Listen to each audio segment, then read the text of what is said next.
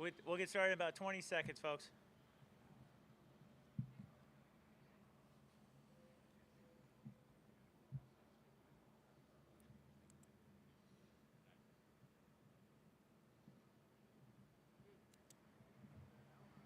Nope.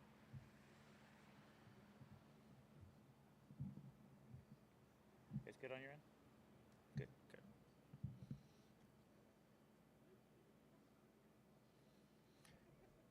Good afternoon, and thank you all for joining us for the Palisades Fire press event for Friday, January 17th, 2025. My name is Thomas Schutz, Public Information Officer for the Palisades Fire. A quick update on the figures for this incident. We're at 23,713 acres. The fire this afternoon is 31% contained, and we have 4,471 personnel assigned to this incident. We'll go ahead and kick things off with our Operations Section Chief.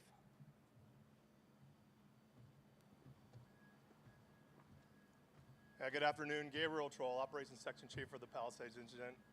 All crews are continuing to mop up. The fire has not left its current footprint in all branches of the fire. We're currently doing work down in the Mandeville Canyon area along the structures. The USAR task force are still working north off the PCH, both in the Palisades, Las Flores, and Topanga area. We're also continuing with ongoing damage inspections. And just a quick message, just make sure for everybody out there, know your zone, look up the Genesis app. That's how we're getting out all the information for any evacuation and repop.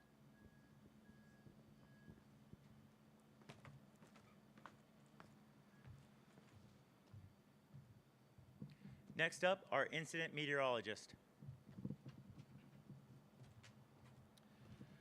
All right, good afternoon, everybody. Rich Thompson, incident meteorologist with the National Weather Service, assigned to the Palisades incident. Forecast-wise, today through the weekend, we're looking for very typical mid-January conditions here across the fire. Going to have a nice southerly onshore sea breeze each day this weekend, bringing in cooler temperatures and higher humidity. So those cooler temperatures, the higher humidity, and the much weaker winds are going to be very good for the firefighting efforts this weekend. Unfortunately, beginning Monday, continuing through most of next week, we have a return of Santa Ana winds to the area. Right now, we look like a period offshore winds from Monday through Friday, with the strongest winds expected Monday night and Tuesday, and then again on Wednesday night and Thursday. With those gusty Santa Ana winds, we're also going to have some very dry air across the area. Going to have humidities dropping down into the single digits, and the recoveries at night for those humidities are going to be very, very poor, if anything at all. So it's going to be breezy, going to be very dry out there. So along with those critically dry fuels, since we haven't had any appreciable rain since last April, that sets the stage for development of critical fire weather conditions. And so there is currently a fire weather watch in effect for this area from 10 a.m. Monday until 10 p.m. Tuesday. So again, there is fire weather watch in effect from 10 a.m. Monday until 10 p.m. Tuesday. Then for Wednesday through Friday, there's a very high likelihood those critical fire weather conditions may continue across the area. But right now, we're just focusing on the Monday and Tuesday time frame with that fire weather watch.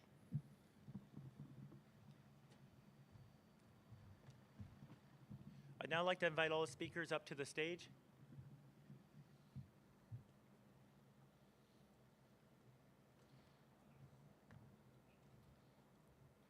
Next up, Los Angeles County Sheriff Department, Commander Din.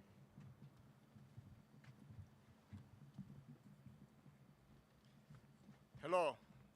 I would like to express my deepest and sincere sympathy to all fire victims across LA County. My name is Min Din, Commander for the Los Angeles County Sheriff Department. Currently serve as one of the Unified Incident Commanders for the Palisades Fire.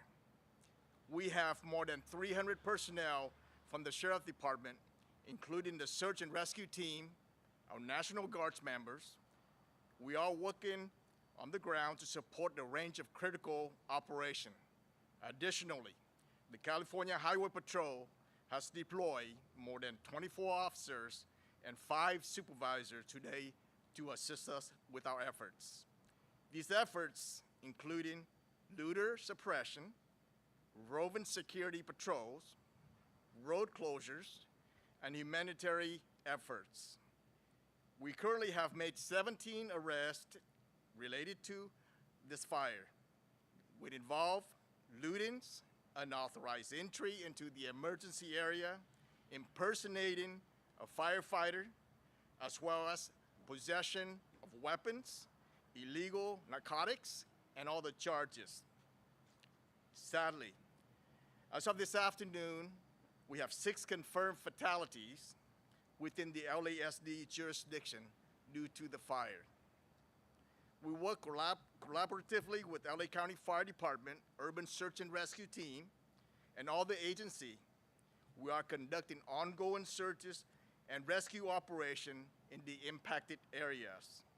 Our goals is to ensure the safety of the residents, locate any missing persons, and clear any hazards before re-entry is permitted. We understand the community desire to return home, and it's remain our top priority. Many areas are still being actively worked to ensure the safety of our residents and of our fire personnel.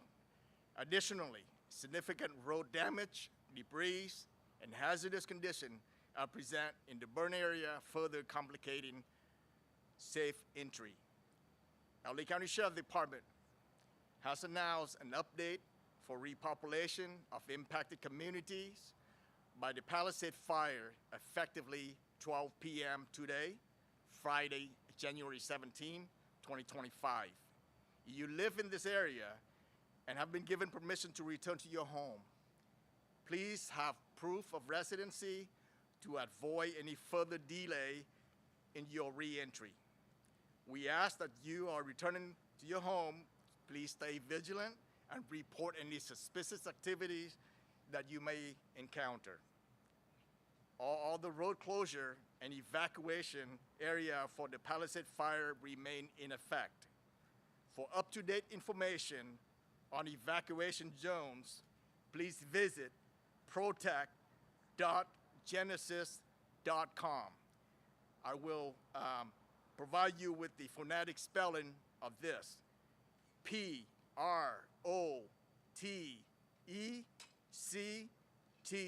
dot GENASYS.com for your reference. We sincerely appreciate the public patience and cooperation during this difficult time. I will be available for any question at a later time. Thank you. Next up, Jennifer Lazo with the City of Los Angeles Emergency Operations Center. Good afternoon. My name is Jennifer Lazo with the Emergency Management Department. The City of Los Angeles Emergency Operations Center remains activated at Level 1, its highest level, with representatives from all city departments and leadership from the Los Angeles Fire Department and the Los Angeles Police Department. The recovery team remains focused on the long-term recovery of the people of Los Angeles, and it has a goal of linking those impacted to the resources that they need to be able to return home and deal with the damage. We have resources for everyone, whether or not they have already returned home. At lacity.gov, click on the LA Wildfire Recovery link, where you'll find a variety of forms of assistance, damage assessment claims, and information to help locate pets in the evacuation area. Sometimes, though, you need to talk to someone in person to make those first steps. For that, we have the Disaster Recovery Center located at 10850 Pico Boulevard at the UCLA Research Park. This is a one-stop resource center for residents, business owners, and those who were employed in the impacted area. At this center, you can replace lost vital records, get resources on making your home livable, such as cleaning ash and restoring utilities, and apply for disaster relief loans and assistance from public and nonprofit agencies that can help cover things like current living expenses, food, clothing, and temporary housing. You can replace medication and get mental health counseling and referrals, get assistance for your business, and a variety of other services. Since it has opened, nearly 1,000 households have received assistance from this center, and you can go back again and again to continue to get the services that you need. It's open 7 days a week from 9 a.m. to 8 p.m. and will remain open to support those impacted. More detailed information and links are available at lacity.gov and the Unified LA social media accounts. We've purposefully put this information into many places, the city website, the county website, so that you can easily access and verify what's true. We want to make sure that you have one place that you can go to look for true sources of information during this time of disaster. It's an emotional and frustrating time, and the information does continue to change as the fires evolve and the recovery continues. The city family is doing everything that we can to support you in this time as we all recover together. Thank you so much. Next up, United States Representative Brad Sherman. Hello, I've been known for decades as Congressman Brad Sherman from America's best named city, Sherman Oaks. 2 years ago, they added some areas to my district, including all of the Palisades, Malibu, Brentwood, the areas affected by the fire. I want to thank the firefighters, and I want to take an opportunity to thank the international firefighters, since I'm involved in foreign policy. Canada, Mexico, and Israel have all sent contingents. Now, what's on people's minds the most is, can they get back into their homes? Announcement was made yesterday with regard to the following areas, and this is just general. I'm going to get very specific in a second. Nearly all Encino residents are allowed to return. There's a small portion south of the Encino Reservoir that remains under an evacuation order.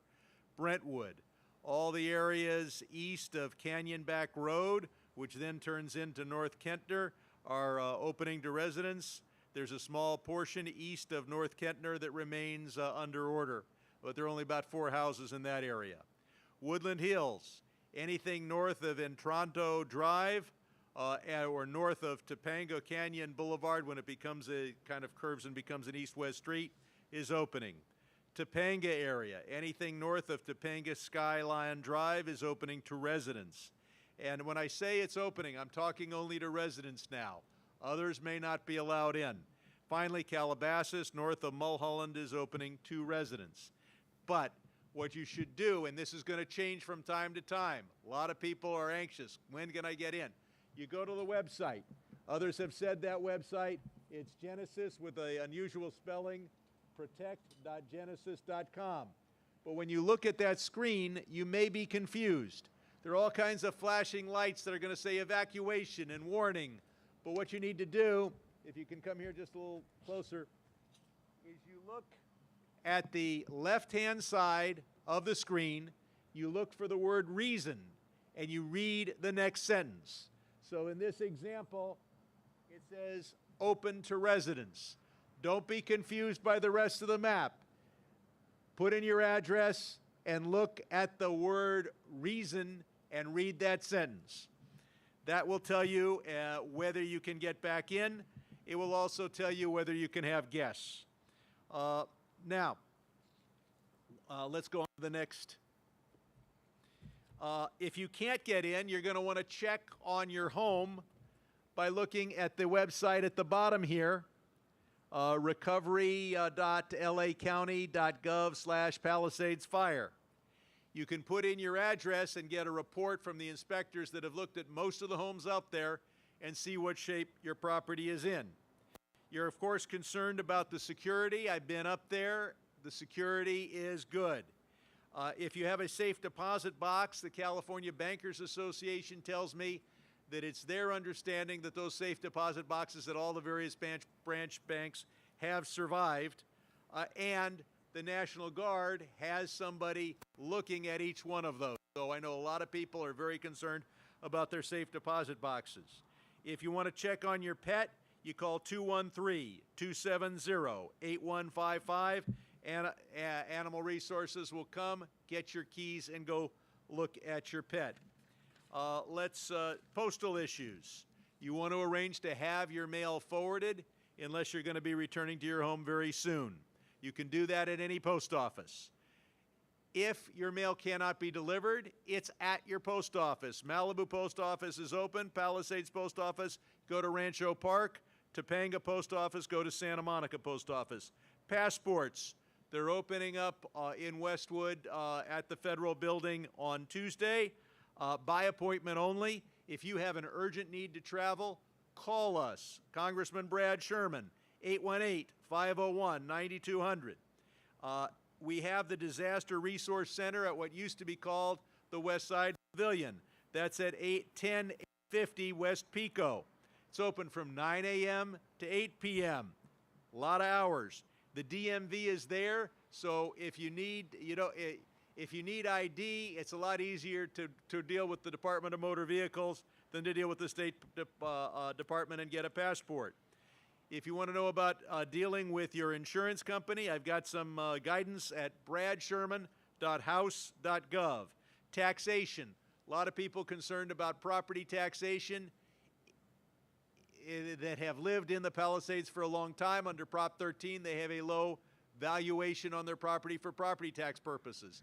If you rebuild, you can keep that low valuation as long as what you rebuild is pretty much what was destroyed, or I believe it's up to 20% larger. But if you rebuild a mansion, then you didn't have a mansion before, you're going to be subject to property tax reassessment. Income taxation. First, all the deadlines throughout LA County have been extended for income taxation, federal and state, all the way to October 15th. That's for payment, no interest on the payment, and that's for filing. Second, as I'll get to in a second, you're going to be receiving grants from FEMA or for the state. If you get this grant, it is tax-free. You can deduct your casualty loss as an itemized deduction, and you pick it whether you want to put it on your 2004 tax return, even though this is a 2005 fire, or you can put it on your 2005 tax return. You put it on your 2004 tax return, you may help your cash flow right now. You get to deduct as an expense your uninsured loss as long as it doesn't exceed the basis in the property. What's your basis in the property? What you paid to buy the house, improve the house, and what you paid for everything else that was lost at the house. If your insurance proceeds exceed your basis in both your house and the improvements and everything else you lost, you will have capital gain. However, if you've lived in the house for a couple of years, that gain is exempt from tax. $250,000 for single people, $500,000 for joint return. Now let's go on to the next slide, because a lot of people are uninsured and they say, I want some money from my government. You can get $770 right up front. Then you're going to have to show FEMA what insurance coverage you have. You can then get up to $43,600 for replacing your house. Another $10,000 then is triggered as the state's match. There's $43,600 for replacing everything other than your house, your furniture and your car. And so that's $97,970 as a maximum, plus substantial rental assistance if you have to rent a place. Obviously, you can't rebuild a house even for $97,900. That's why I've got to go to Congress and do my best to get this increased for those who have suffered in the Los Angeles fires. I've got 10, maybe a dozen members of Congress coming here tomorrow. We're going to take them up to the Palisades and mobilize the effort to have Congress do more than what I'm describing here. In addition, to the grants, there are loans. $500,000 to rebuild your house, $100,000 to replace your cars and furniture. The interest rate is 4% or less, usually less. 12 months you don't have to pay, but the interest is running. What about businesses and nonprofit organizations? Can borrow up to $2 million. Usually the interest rate is 4% or less. It can be higher. 12 months you don't have to pay, make the payments, but the interest is running. And that is to deal with not only the physical losses, but the lost sales and economic injury. So I've gone on for a long time. I want to thank President Biden for doing absolutely everything that is allowed for him to do. mostly to make sure that our government agencies are paid for their firefighter costs and the rebuilding effort, including Palisades High School. But we're going to have to do a lot more. And finally, we've got to build back better. Current state law says if you're building back in the Palisades, it has to be up to the code, the fire prevention code that otherwise wasn't, that's applicable to all buildings built after 2008. We know that fire code works. We haven't analyzed this fire, but we saw in Paradise, Northern California, 55% of those homes that met the new code survived. Only 18% of those who didn't meet the new code survived. We're going to have to do a lot of thinking about how to make our society more safe from fire and more resilient. I'm Congressman Brad Sherman. Thank you for letting me speak way too long. Next up, Los Angeles County Board of Supervisors, Lindsay Horvath.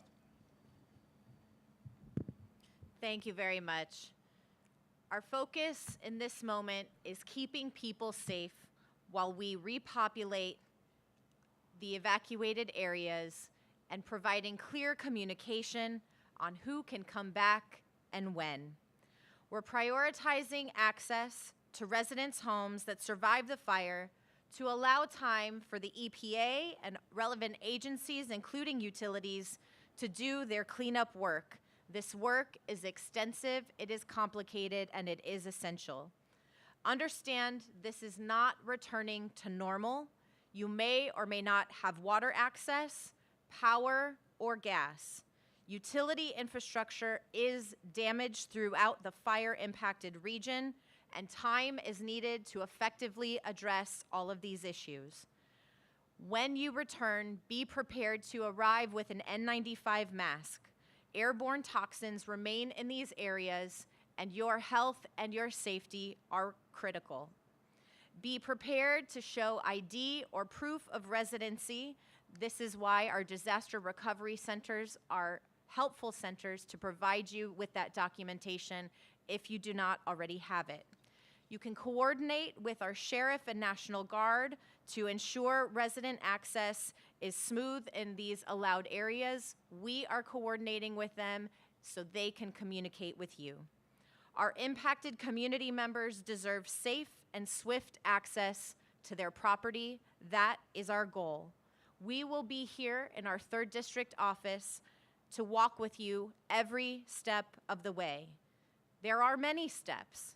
The status of underground utilities, safety of the PCH, hillsides and mudslide vulnerabilities, clearing out this toxic debris, all of it will be a long road, but we are in it for the long haul with you.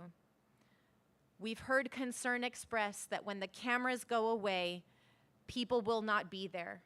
We will be there. Our 3rd District team will be there every step of the way. With regard to services, once again, our Disaster Recovery Center is open from 9 a.m. to 8 p.m. every day. I visited again yesterday. Resources from city, county, state, and federal government are there to help you. This is also a reminder that FEMA assistance requires that you apply by March 10th. You only have 60 days from the time the president signs that. That is March 10th, and from that point, you also have 18 months to complete the paperwork. So please apply ASAP. What does this mean? If you receive a rejection notice, it means you have applied. If you have a question about your application status, you can come to a disaster recovery center and they will clarify it for you. Also at these centers, LA County Public Works and Planning are available to help with your rebuilding plans. LA Public Health and Mental Health are available with supportive services, access to prescriptions, and more. We also strongly advocate seeking mental health supports, especially for our young people, for whom this is incredibly challenging to talk through and to support. Our 3rd District team is also on site at this disaster recovery center. So any questions that you have for our office, You can call, you can use our website, but you also have our staff there in person. I want to reiterate our focus on price gouging issues. The Attorney General was here on site yesterday reiterating his commitment to ensuring that we are not seeing people taken advantage of who have already lost and endured so much. Whatever you are seeing, please report it to oag.ca.gov/report. If you prefer to call, the 800 number is 800-593-8222. These reports are taken very seriously and all are being investigated. Finally, I want to be more specific about the neighborhoods that have been updated in repopulation efforts. First, evacuation orders that have been reduced to resident-only access. Mulholland Drive, south of Reseda Boulevard. Mandeville Canyon Road, north of Arbutus Drive. Mandeville Canyon Road, south of Arbutus Drive to West Sunset, and north of West San Vicente Boulevard to Amalfi Drive. Tumbleweed Day Camp. For resident-only access, reduced to evacuation warning. South and southwest of Havenhurst Avenue to north of Calneva Drive, and north of Mulholland Drive from Calneva Drive to west of Sepulveda Tunnel. Adlin Place from Adlin Road to Havenhurst Avenue, and north of Mulholland Drive at Encino Hills Drive. East of Canyonback Road. South of Mulholland Drive from Encino Hills Drive to the 405, and north of Park Lane Circle. Mountain Gate Drive is open.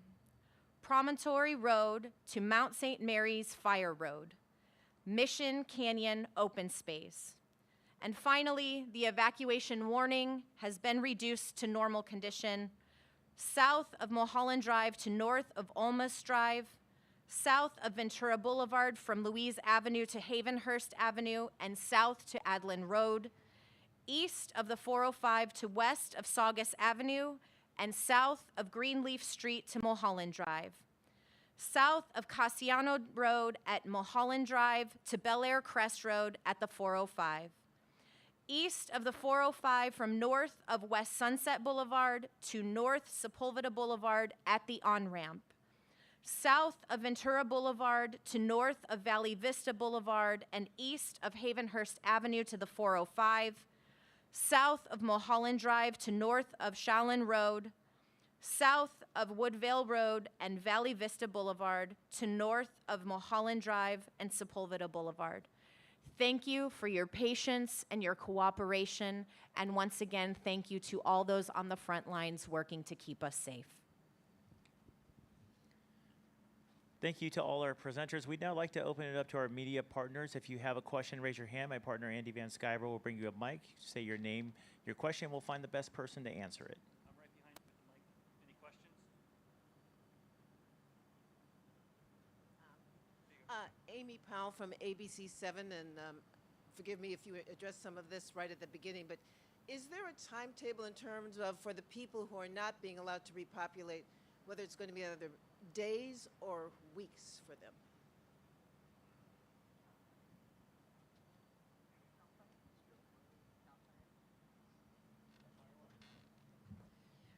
CAL FIRE leadership is in charge here at Incident Command, and they make determinations each day about which areas can be repopulated and what conditions are safe for folks to do so. So I would ask a representative from CAL FIRE to talk about what that process is so people can understand what is happening here in order for them to be allowed back into their neighborhoods and what that process looks like.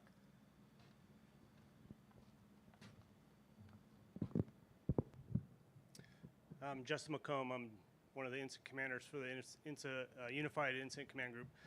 In terms of the timelines, you know, we were successful in being able to repopulate some of the areas around the perimeter of the fire. The interior of the fire that's still left has a tremendous amount of damage, but we're partnering with all of our utility companies and all of the other cooperators from roads and gas and water, and we'll get there. It's going to be a tough task, but we've got all the people we need here on site. But at this time, I can't give you a timeline.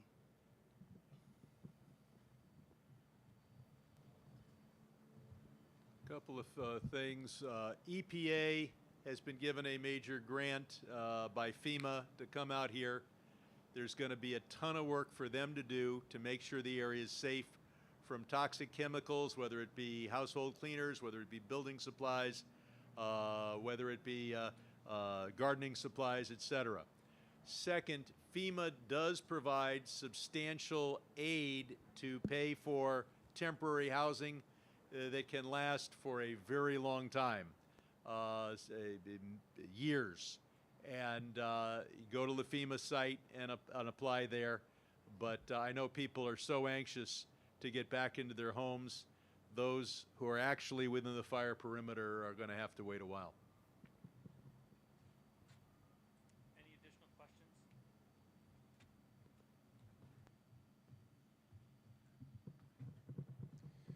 Thank you very much for joining us and for the questions. That concludes our presentation.